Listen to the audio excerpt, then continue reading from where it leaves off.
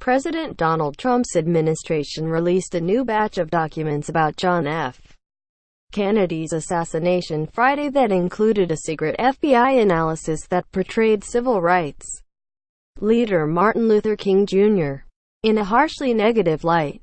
The 20-page document attempts to tie the civil rights leader to various communist influences and alleges financial improprieties at the Southern Christian Leadership Conference, the civil rights organization that he led.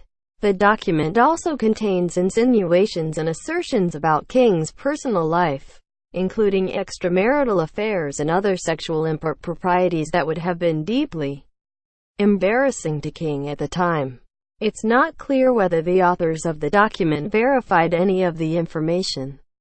It covers a time in King's life when he was pushing for monumental, and now much celebrated, change in America. The document makes clear the FBI's focus on digging up dirt about a man who had become an icon.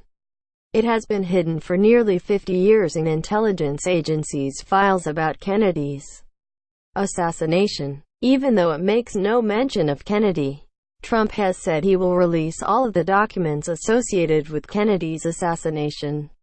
It was not immediately clear why the release came Friday. The disclosure raises questions about how the King document ended up in the Kennedy files decades ago and why the government kept it secret. The King document was reviewed by the National Archives and Records Administration's JFK task force in 1994 and marked with an X for total denial of its release. The options "release in full" and "release in part" were left blank on the cover page. Trump ordered the National Archives to release all the documents. The government released 676 additional documents from the Kennedy assassination files Friday. The March 12, 1968 analysis of King portrays him in a negative light and does not attempt to offer a holistic view of the civil rights leader. He was assassinated 3 weeks later. On April 4, 1968, the FBI analysis questions whether King should have been awarded the Nobel Peace Prize in 1964. It concludes, "These facts about the Nobel Peace Prize winner make his remarks seem incongruous when he replied, 'After winning this cherished award, history has thrust me into this position. It would be both immoral and a sign of ingratitude if I did not face my moral responsibility to do what I can in the civil rights struggle.'" In another section, the FBI document labels the Southern Christian Leadership Conference, the African American civil rights organization founded by King, a tax dodge. Quote, "It also alleges that many of King's associates had communist ties." The document was authored while the FBI was led by Director J. Edgar Hoover, who had an investigators trail King and spy on him. The FBI's interest in King's possible connections to communism and his personal life have been long known. Hoover had authorized an extensive surveillance program on King in the 1960s.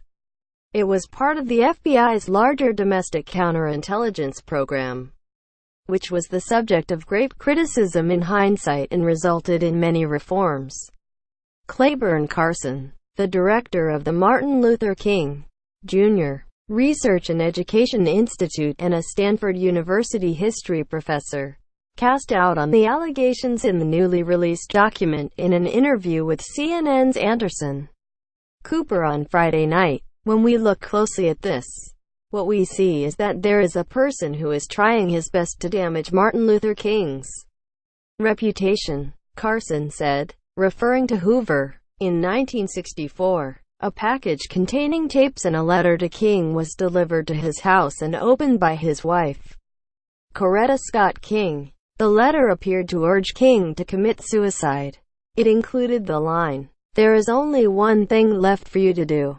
You know what it is. You have just 34 days." A Senate committee later confirmed the anonymous package had been sent by the FBI.